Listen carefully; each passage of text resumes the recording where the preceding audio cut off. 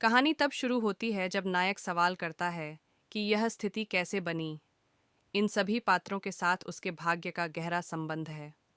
सींग के साथ एक लाल बालों वाली महिला, आकर्षक विशेषताओं के साथ एक काले बालों वाली सुंदरता, एक नीले बालों वाली लड़की, एक बैंगनी बालों वाली बिल्ली लड़की, और अंत में एक कठोर और प्रभावशाली चांदी के बालों वाली महिला जो ठंडे स्वर में पूछती है कि क्या वह उससे शादी करेगा। अब वापस चलते हैं जहां यह सब शुरू हुआ था। नायक उस खेल पर प्रतिबिंबित करता है जो उसकी वर्तमान स्थिति का कारण बना। उन्होंने उल्लेख किया है कि इस खेल को सेवियर राइजिंग या संक्षेप में SR कहा जाता है। उन्होंने इसे युवा वयस्कों के उद्देश्य से एक ताज़ा और युवा अकादमी कहानी के रूप में वर्णित किया है। हालांकि यह कुछ वीबू वाइब्स देता है, वह नोट करता है कि पात्र परिचित और स्थिर हैं। वह खेल को साफ करने और अंत को देखने को याद करते हैं, यह सोचकर कि यह मज़ेदार था और संतुष्ट महसूस कर रहा था। हालांकि अगले दिन वह अप्रत्याशित रूप से खेल की दुनिया में बह गए। वह कहता है कि इसका कोई मतलब नहीं है और स्पष्ट करता है कि उसने खेल में कसम नहीं खाई या किसी ईश्वर जैसे विकासकर्ता के गुस्से को आकर्षित नहीं किया। उन्होंने यह भी उल्लेख किया है कि वे नायक से विशेष रूप से जुड़े नहीं थे खेल से। इसके बावजूद वह खुद को डोड कैंपबेल के शरीर के साथ पाता है, एक ऐसा चरित्र जिसके पास कोई महत्वपूर्ण शक्ति नहीं है और वह एक गैर नाम विस्काउंट का उत्तराधिकारी है। कैंपबेल विस्काउंटेस का मुख्य उद्योग खेती है और कोई कालकोठरी नहीं है जो पूरे साम्राज्य में आम है। इंपीरियल अकादमी में डोड के प्रवेश को एक ऐसी घटना के रूप में चित्रित किया गया है जिसने दुनिया को उल्टा कर दिया, क्योंकि खेल की फीचर फिल्म में इसका मुश्किल से उल्लेख किया गया था। डोड अकादमी के लिए रवाना होने की तैयारी करता है। उनके पिता उन्हें विदा करते हैं, उन्हें अपने विस्काउंटी का गौरव बताते हैं और उनसे इसे लेने का आग्रह करते हैं। ध्यान रखें और कोई परेशानी न पैदा करें। डोड के पिता बताते हैं कि अल्फांते एक ऐसी जगह है जहां साम्राज्य के सभी कुलीन बच्चे इकट्ठा होते हैं।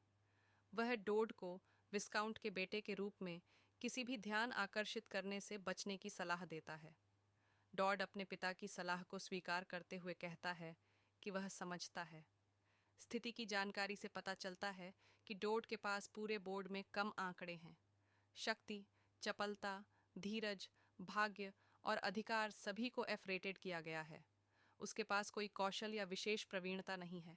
नायक आंतरिक रूप से नोट करता है कि खेल प्रणाली के अनुसार एक खोज को नज़रअंदाज करने से खेल खत्म हो जाता है। चूंकि एल्फेंट अकादमी खलनायक की हिंसा के कारण अराजकता में पड़ जाएगी, इसलिए वह ऐसा कुछ भी नहीं करने का संकल्प लेता है जिससे उसका अस्तित्व खतरे में पड़ जाए। डोड आश्वस्त करता है, उसके पिता ने कहा कि वह अपनी ओर कोई ध्यान नहीं आकर्षित करेगा।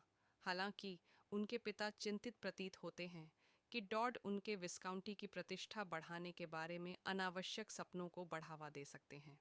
डॉड ध्यान से बचने के लिए अपने ग्रेड को औसत से नीचे रखने का फैसला करता है। वह आंतरिक रूप से सवाल करता है कि क्या खेल का नायक सब कुछ अपने दम पर संभालेगा। उनका मानना है कि खुद की ओर ध्यान आकर्षित नहीं करना वही है जो एक स्वनिर्मित अकेले व्यक्ति को करना चाहिए। हालांकि वह किसी तरह खुद को उसी गाड़ी में पाता है जो खेल के अंतिम बॉस एल्नर के पास बैठा होता है।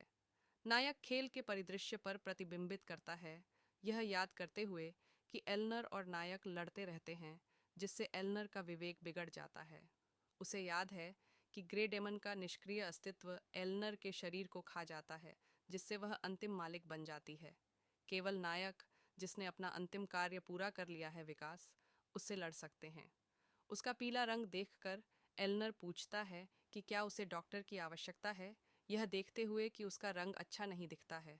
डॉड का कहना है कि यह ठीक है और एल्नर का कहना है कि ट्रिस्टन ड्यूकडम अपनी छवि के बारे में बहुत चिंतित लगता है।